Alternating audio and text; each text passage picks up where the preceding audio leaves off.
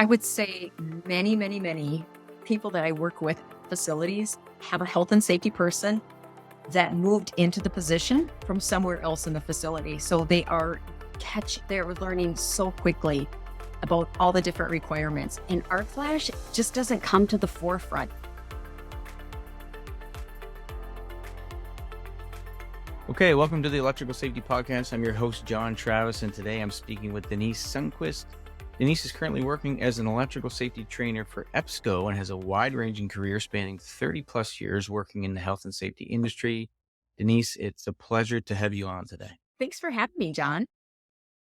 Yeah, that was great. We always just kind of, kick things off, give the audience a bit of an idea on your backstory, sort of how you get, one day eventually involved in electrical safety, but also just in safety in general. So if you want to kind of just walk us through that or wherever that takes us, go ahead. That is a great, great intro. I started out with my undergrad from the University of Wisconsin in dietetics. I met this handsome young man who was also at the university with me working, and he got a job in manufacturing. And I knew we were going to be moving to some maybe more remote locations. So I said, I'm going to get my master's degree in something I know is transferable into manufacturing. So I chose health and safety. I already had a minor in chemistry. So it really, really worked well with industrial hygiene. And that is how I got into safety. You might think, oh my gosh, did I have this life-altering injury or was there an accident? Absolutely not. It just happened where I thought our careers, my husband and my career, would align. And that's where I started. Oh, that's really cool. Actually, you do see it either way. It almost seems like there's a portion of people out there that get into safety because they had something happen to them or someone close by. And then, like personally myself, I got into it. I was an engineer at a mining company. And at the time, the company didn't have anybody looking after electrical safety. So they asked me to just start looking into it. And I didn't know anything about safety. I just knew a little bit about electrical. And so that's kind of how I got my start. But that's really interesting. So I know that you mentioned manufacturing, and you weren't necessarily starting in electrical. So what are some of the health and safety things that you did in your career? I have worked in manufacturing, and then I settled into possibly the greatest job ever, and that is educational safety. So when people think of educational safety, it doesn't sound that dangerous, but I got hired because the school district that I worked for had so many accidents, and they were at the cusp of losing their ability to be insured. So I walked in right at the perfect time. When you think of schools, you think of lab safety, machine guarding, slips, trips, and falls, and right to know, and all the chemicals, and lockout tagout with all of our buildings and grounds and maintenance crew. So there was an enormous challenge, and I had 1,000 coworkers in 12 locations. So I was hustling. I was busy. There was never a dull day. The most interesting thing about working in educational safety is most of our accidents and injuries to employees were not due to violating lockout, tagout, or right to know. It was staff working with special needs students and unpredictable behavior. Mm. So was that something that fell under like what you had to look after as well? It absolutely did. We had all sorts of plans, and we made a lot of progress towards protecting those employees. And fundamentally interesting is fitness, and being flexible and nimble is really important. And as our workforce ages, that also could play a big role in their injury potential. Mm. So now you found yourself in kind of the electrical safety space. You are working as a trainer, and I was going to ask, like, what do can you think of anything from the educational safety, all of that background you have there, that you kind of brought with you that transferred over into what you do now? Flexibility, for sure. Yeah. You are working with, I think, a wide variety of people. I have this ability now that I'm an empty nester. I can travel around the country, and knowing that I've worked in the maintenance department for nearly 20 years of my career, and I'm mostly teaching maintenance people, I feel completely at home. I also know I'm never the smartest person in the room. Those maintenance people are so talented at what they do. And I think with education, it's really about meeting your audience where they're at. They don't need to meet you where Mhm. you're at. Right. So the courses you're touching on, I'm guessing shock hazard, arc flash, things like that.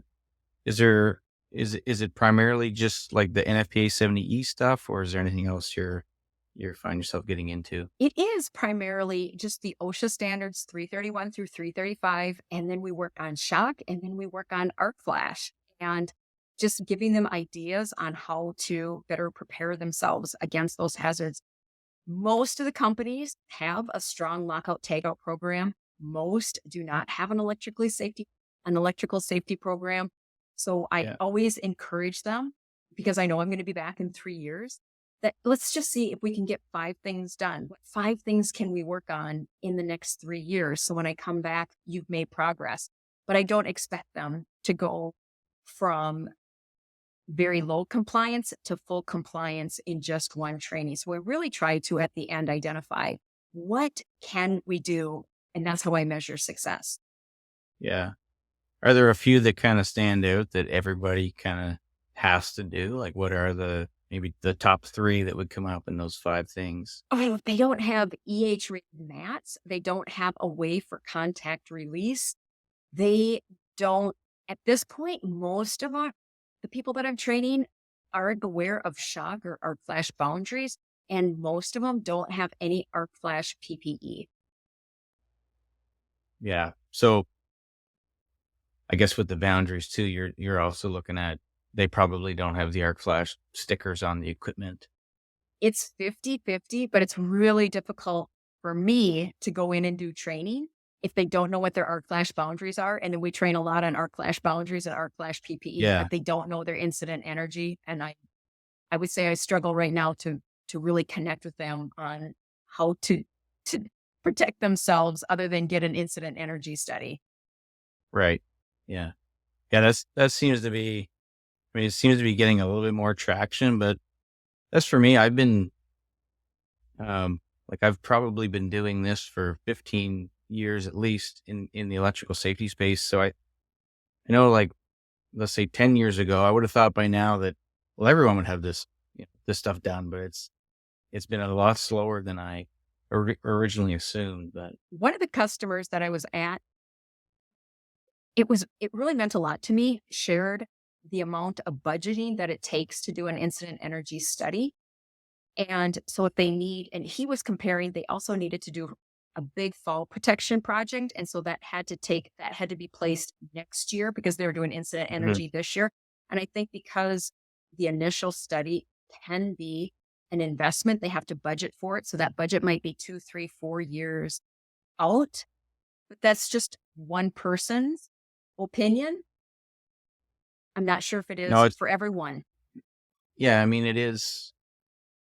That's always the trick with safety is, if you had an infinite budget, then you would just, make everything infinitely safe. But at some point, you do have to factor in, well, we only have this much resources. Where are we going to put it? Where are we, where's the most exposure versus that? So you definitely, comes down to a management decision, and certainly doing incident energy calculations on a massive manufacturing facility is not going to be super cheap, but that's what you kind of have to weigh out, right? Is the risk versus the reward type thing. So I would say many, many, many people that I work with at facilities have a health and safety person that moved into the position from somewhere else in the facility. So they're learning so quickly about all the different requirements. And arc flash just doesn't come to the forefront. It's just not as known as the kind of, again, the easier ones, whether it was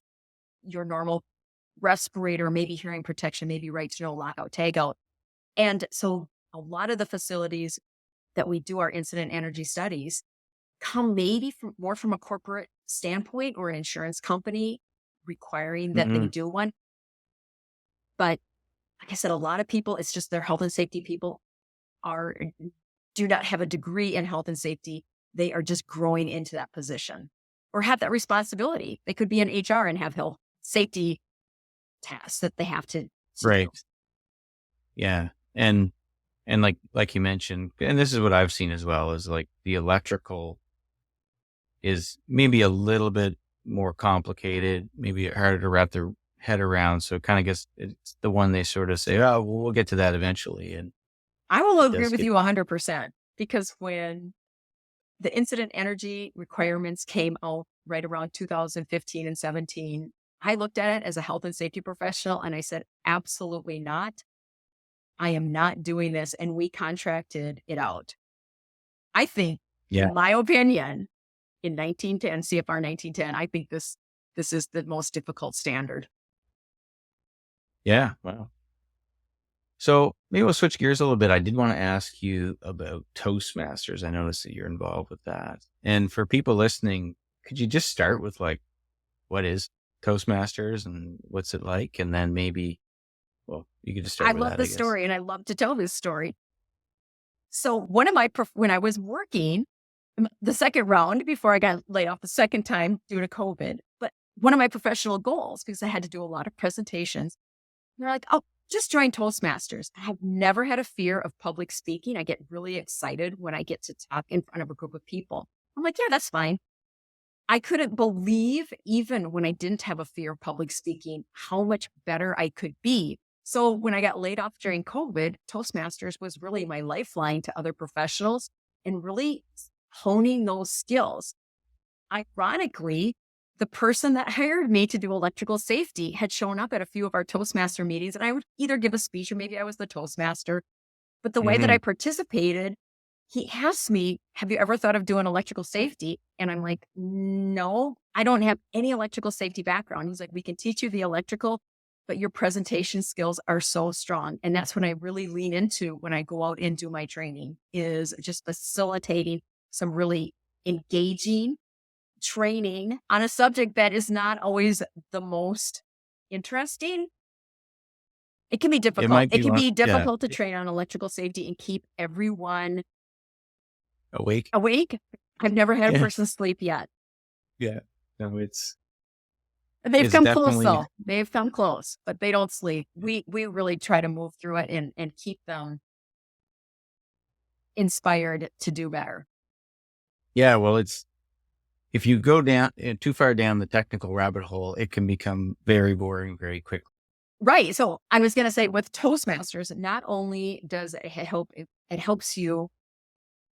You might think it makes you give speeches. I never give a speech. I Yeah. give presentations, but what really Toastmasters does is help you connect introductions and the body of your presentation. It really forces you to communicate in a way that's organized and easy to understand. And I always think of it when I'm doing presentations. Like I know what I'm talking about, but what does the learner? It's I need to prepare a presentation that the learner can understand and follow.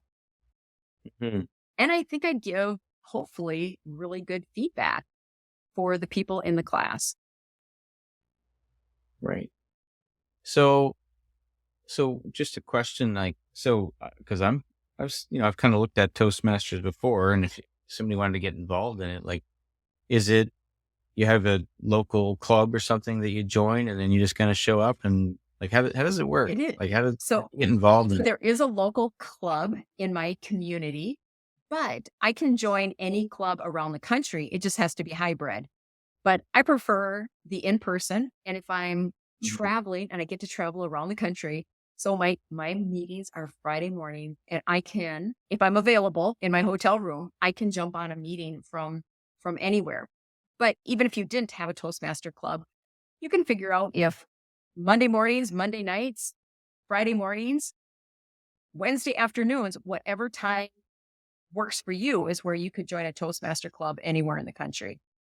Just go to toastmasters.org. And also, I would encourage anyone to visit a club a couple times and see if it's the right personality and make sure that they're going to offer you help and assistance so that you can be successful. And I know with my home club, we laugh about 50% of the time, and then we learn about the other 50% of the time. And I think I've been there 3 years. Mm, well, so the thing um, I was thinking about, or I noticed, I think it was on your LinkedIn page, something on story writing. And I know for me personally, like story is a big part of how I try to get, my message out. Um, how much of your background in story writing do you feel has helped you as a trainer? And do you use story in your training? I have to. I understand that people do not connect with statistics, they connect with stories. So we try to bring in as many stories as possible because that's what they remember. And I think Hmm. our EBSCO's training presentation does have a lot of great videos and stories that I'm hoping will help the employee decide to wear the personal protective equipment or follow the program's policies and procedures that are established in their electrical safety program, and talk about it's not important so that we're in compliance. It's important so that you can go back to your friends, family, and hobbies at the end of the workday. And also, I don't have a lot of young maintenance workers, but sometimes I do. And it's about the younger worker sometimes being a risk taker and an Hmm. older worker being complacent and just trying to connect once again with both of those levels of experience. Yeah. So do you find like, at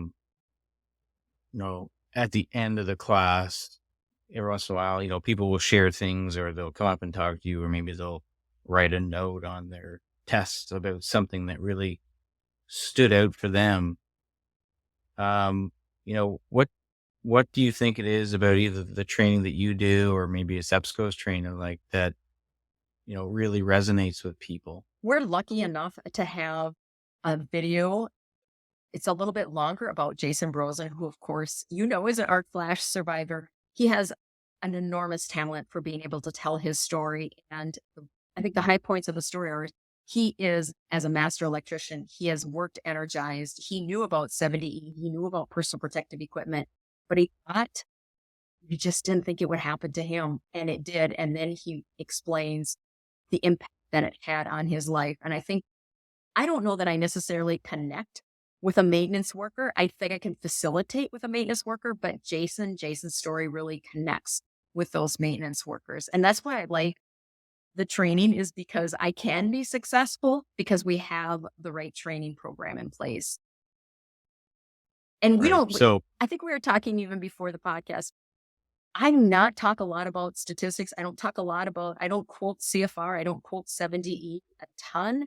We really just try to explain it, but I don't go in and say, oh, this is 130.4. I don't use a lot of fancy language. We just talk through it. yeah, well, my feeling on most of the standards and regulations and things like that are written the way they are because they have to be written that way. But then when it comes to teaching, that's absolutely not the way people are going to learn it. So you do need to kind of be able to bridge that gap from lawyer slash engineering speak to normal person conversation and be able to talk about it and understand it. And yeah, so looking back at your career and maybe some of the different places that you've been, and I know you mentioned this earlier that electrical safety or arc flash was something for a lot of health and safety professionals that they just don't, you know, maybe want to touch. But now that you've spent some time in the electrical safety space, what is something that you would maybe say to them that would encourage them to take that step, or maybe that would make it easier? Or is there anything that you've learned that you're like, oh, if I had known this, however many years ago, it would have made that part of our job a lot easier? Is there something that you can think I of? like to think of even 70E, the standard print. It's We go in and try to explain the unexplainable. And we are so lucky, even when you think of OSHA, and it gives us those electrical standards, which are almost impossible. Wow, they're really difficult to understand. And then you start reading through 70E. It's really difficult. One of the things I think coming from when you have a, well, speaking for myself, if I can go in and explain it, and I like to break it down into small pieces, I like to think of, I'm taking a bite out of the elephant, but I organize it, I present it in a way that's really much easier to understand. And initially, my learners are not even quite sure the difference between an arc flash and a shock hazard and the two different electrical situations that cause each of those and how we have different Yeah. boundaries, how we have different personal protective equipment. For them, it just kind of all blends into one. Like, what do you have to wear inside the shock hazard? They're like, safety glasses. And I'm like, no. Mm. And even, I don't know. I just think it's, like I said, for me, for my journey of learning it and learning how to understand the arc flash rating and the boundaries. And if someone just gets really good at explaining it, it's easier to be in compliance. But otherwise, man, it is a tough standard. Yeah. So probably then, if you're a health and safety manager at a company, maybe it's a manufacturing facility, and you know that you still have a lot of work to do, probably one of the first things you're suggesting is to get somebody in that can explain this stuff, because just going and trying to dig through the standards and regulations yourself I is going to be I don't quite think it's going to be overwhelming. effective at all. Nobody has that kind of time. And the other thing that's really interesting about doing an incident energy study, when a power systems engineer goes out, they usually work with the head of maintenance, and they share and exchange so much information at this time. And then they bring that back into the training. And that person learns so much about their facility and their power system. Mhm. No, you really do. It is kind of like a deep dive on your electrical system in general, and now you're right there. So I guess where that might bring me next. I mean, we talked a bit about you mentioned the travel as being something for you that almost where you are in your life is a nice kind of feature to have as being a trainer. And do you find, like, I'm assuming you're going all over the US, are you? I am. Yeah. Do you find, like, in different pockets that electrical safety is, like, more well known, or is it pretty much the same everywhere, or do you get a sense of It that? is the same everywhere.